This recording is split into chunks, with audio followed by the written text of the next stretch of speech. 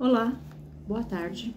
É um prazer imenso estar aqui novamente com vocês para darmos continuidade no nosso Evangelho no Lar. A nossa leitura de hoje é o capítulo 7, o item 12.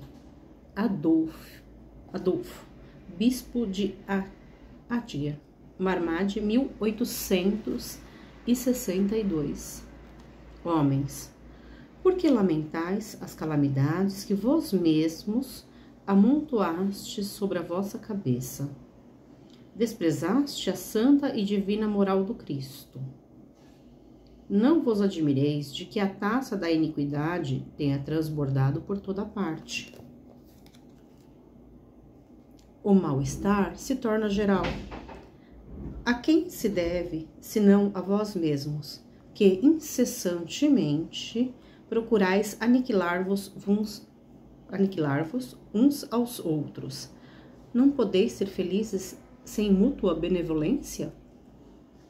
E como poderá esta existir justamente com o orgulho? O orgulho, eis a fonte de todos os vossos males. Dedicai-vos, pois, à tarefa de destruí-lo, se não quiserdes perpetuar as suas funestas consequências. Um só meio tendes para isso, mas infalível. Tomai a lei do Cristo por regra invariável da vossa conduta. Essa lei que haveis rejeitado ou falseado na sua interpretação. Por que tendes em tão grande estima o que brilha e encantam os vossos olhos, em lugar do que vos toca o coração? Porque o vício que se desenvolve na opulência é o objeto da vossa reverência, enquanto só tendes um olhar de desdém para o verdadeiro mérito, que se oculta na obscuridade. Que um rico libertino, perdido de corpo e alma, se apresente em qualquer lugar e todas as portas lhe serão abertas. Todas as honras lhe serão dispensadas, enquanto dificilmente se concebe um gesto de proteção ao homem de bem que vive do seu trabalho. Quando a consideração que se dispensa às pessoas é medida pelo peso do ouro que elas possuem ou pelo nome que trazem, que interesse pode ter elas em se corrigirem de seus defeitos? Bem diferente seria, entretanto, se o vício dourado fosse fustigado pela opinião pública, como é o vício andrajoso. Mas o orgulho é indulgente para tudo quanto o agrada. Século de concupiscência e de dinheiro, dizei-vos, sem dúvida, mas por que deixastes as necessidades materiais se sobreporem ao bom senso e à razão?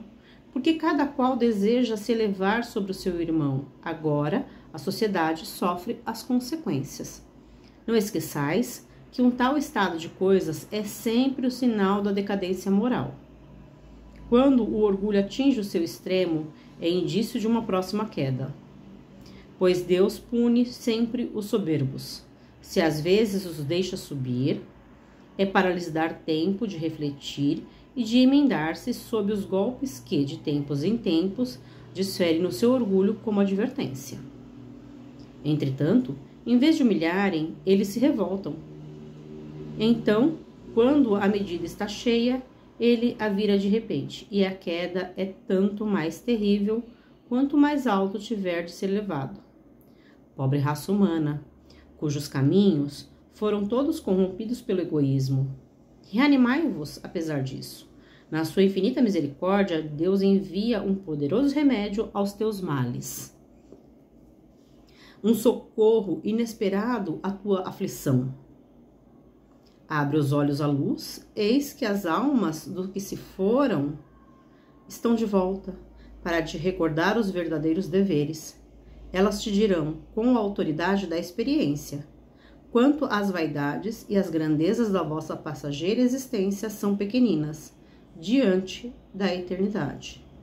Dirão que, nesta, será maior o que foi menor entre os pequenos deste mundo, que o que mais amou os seus irmãos será o mais amado no céu, que os poderosos da terra, se abusaram da autoridade, serão obrigados a obedecer aos seus servos, que a caridade e a humildade, enfim, essas duas irmãs que se dão as mãos, são os títulos mais eficazes para obter-se a graça do Eterno.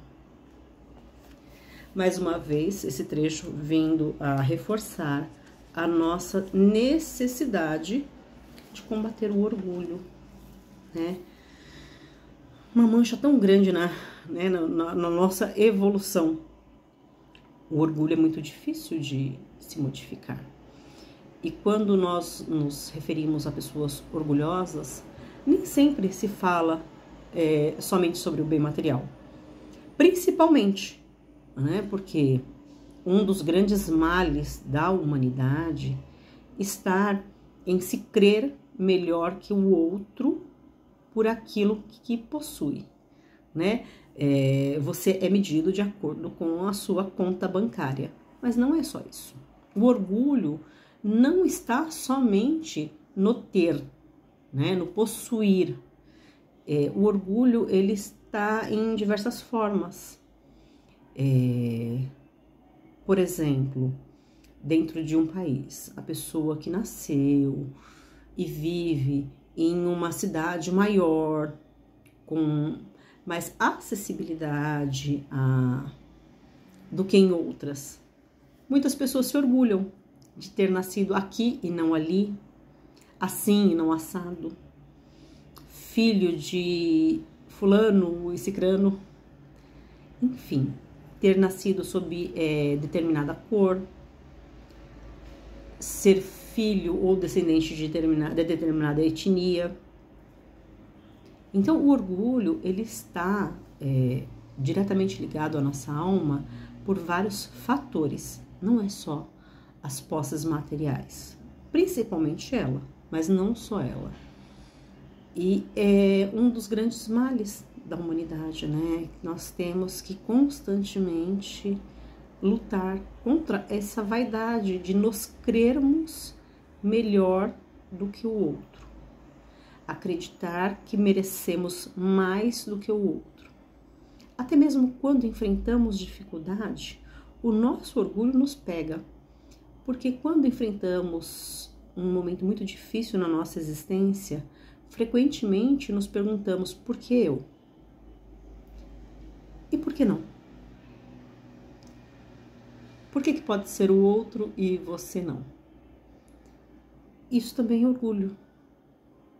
E a humildade, ela está em compreender o nosso verdadeiro tamanho, em compreender que as coisas que nos acontecem é para o nosso bem e não um ataque pessoal a nós.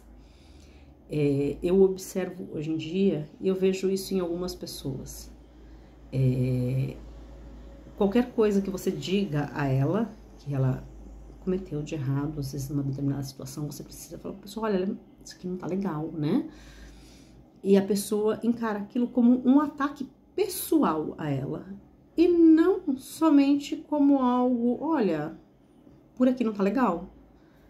E isso é orgulho. É orgulho gritando e dizendo: por que eu? Não, eu não. O outro pode errar, eu não erro, né? Temos a grande dificuldade de assumir as nossas fragilidades. E esse é um ponto importantíssimo a se trabalhar na nossa evolução. Observar e tentar modificar o nosso padrão de pensamento do porquê eu não. Por que comigo? Porque eu preciso. Por que eu tenho que vivenciar essa situação? Porque é necessário para o meu aprendizado, para o meu desenvolvimento. Se a resposta não está nesta existência, se eu observo tudo que eu tenho feito nessa existência e não encontro respostas para o que eu estou vivendo, com certeza essa resposta se encontra numa vida passada. Mas nenhum de nós somos vítimas. Então, temos ainda muito o que trabalhar mas acredito que o primeiro passo nós já damos, que é estarmos aqui reunidos, procurando aprender um pouquinho mais. Muito agradecida por mais esta oportunidade. Fiquem todos com Deus. Até a próxima.